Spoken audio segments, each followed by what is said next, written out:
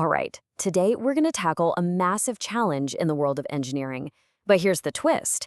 It has absolutely nothing to do with building materials or complex mechanics. Nope. The problem is how we build the engineers themselves. I mean, just think about that for a second. We spend so much time and energy focusing on the what, the incredible bridges, circuits, and software engineers create. But we kind of forget to ask how. How do we actually create the skilled, adaptable people we need for the future? That's the big question we're digging into today. And this isn't just some academic question either. This has serious, real-world consequences. To really see what's at stake, we're going to look at a case study from South Africa's vocational training system, where a major breakdown is putting the whole pipeline of new talent under some serious strain. And we're not talking about a minor delay here. This is a massive logjam. You've got thousands of eager, skilled students who've done all the work, they've completed their training, but they're just stuck in limbo, unable to get certified and actually get out into the workforce. The human cost for them is huge, and for the country, it's a massive economic hit. So what's actually causing this giant bottleneck? Well, it's pretty much a perfect storm of system failures. First, there are these huge backlogs in getting the end diploma certifications processed. Then, you've got data mismatches in the National Records database, which just creates a bureaucratic nightmare.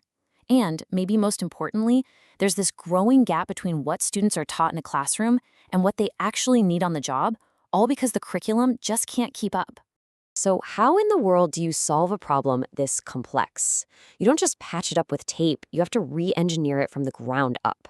And this brings us to a really powerful idea. Taking the principles of engineering itself and applying them directly to education. It's called curriculum engineering. Okay, so what does that actually mean? Well, at its heart, curriculum engineering is about treating an education program like you would any other engineering project. It demands a systematic design, really precise implementation, and constant evaluation. And the goals? They're simple but totally transformative. You want to make the curriculum auditable so you can actually track progress and compliance, you align it directly with real-world careers, and you make sure it works seamlessly with national standards. No more guesswork, just solid engineering. And just like a civil engineer has blueprints and a software engineer has code, a curriculum engineer has their own set of specialized tools. These are tools designed specifically to bring order, logic, and traceability to the whole process of building a learning path. This new approach really leans on two core tools. First, you've got logograms. Think of these like visual flowcharts for education. They map out every single decision point and compliance step, making the entire system transparent from start to finish. Then you have algorithms. These are more like recipes, step-by-step instructions for everything from planning a lesson to assessing a career path. Together, they make the whole process repeatable, predictable, and way more reliable. And let's be really clear about this. This is not just a new set of buzzwords. This is a complete paradigm shift. It's about moving away from this old, static, theory-based model to a dynamic system that's built from the ground up to produce graduates with skills that are ready for the future. This slide is just a brilliant illustration of that shift. Okay, so in traditional electrical engineering, you'd use calculus, that integral right there, to calculate the energy in a circuit. That's still fundamental stuff. But the AI-enhanced engineer, well, they take it a step further. They use AI to analyze and optimize that power in real time, which lets them do incredible things like predictive maintenance. The key point is, the new method doesn't replace the old one. It builds on top of it, creating a much more powerful and relevant skill set. So, when you apply this engineered approach to education, what kind of professional do you actually get? Well, you get a whole new breed of technician, someone who is specifically designed for the demands of what we call Industry 4.0, that modern, connected, automated world. The goal here is nothing short of a complete transformation. It's about taking the solid, foundational skills of a traditional artisan and layering on the digital, analytical, and AI-driven skills of a modern technical specialist. It's all about creating a hybrid professional. And this hybrid model shows you exactly how it works. You take a traditional skill, like, say, manual fault finding, and you enhance it with machine learning. The result? A specialist who can do predictive maintenance. Or you take basic circuit design, you combine it with generative AI and Python, and suddenly you get automated system optimization.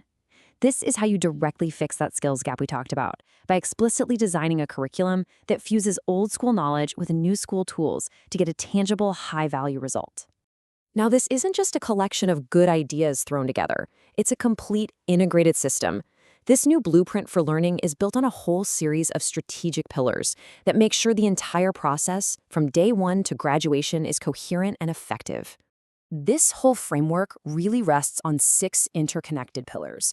It all starts with super meticulous curriculum design. It requires a formal partner accord with industry, so everyone's on the same page. It uses diagnostics for learner readiness, and it maps all the training directly to job outcomes. And this is all supported by a modern systems architecture and sped up using AI to streamline documentation while always keeping humans in a loop. It's a truly holistic plan. So why does this all matter so much? Because the advantages are real, they're concrete, and they directly solve the problems we started with. This framework creates traceability, so students don't get lost in the system anymore. It directly increases their chances of getting a good job. It resolves those awful certification delays. And it finally bridges that stubborn gap between a piece of paper and real-world competence. As Chishingombe Chitati Fiston, whose work at the Sayabono Discovery Center is really the basis for this whole model, concludes, the ultimate purpose is to strengthen the most important connection of all, the path from the classroom to a meaningful career. So, we have to ask ourselves, as technology re-engineers literally every aspect of our world, from our power grids to our supply chains, are we applying that same innovative, systematic, and ambitious thinking to the systems that are supposed to build our future? Is our education system truly ready for what's coming next?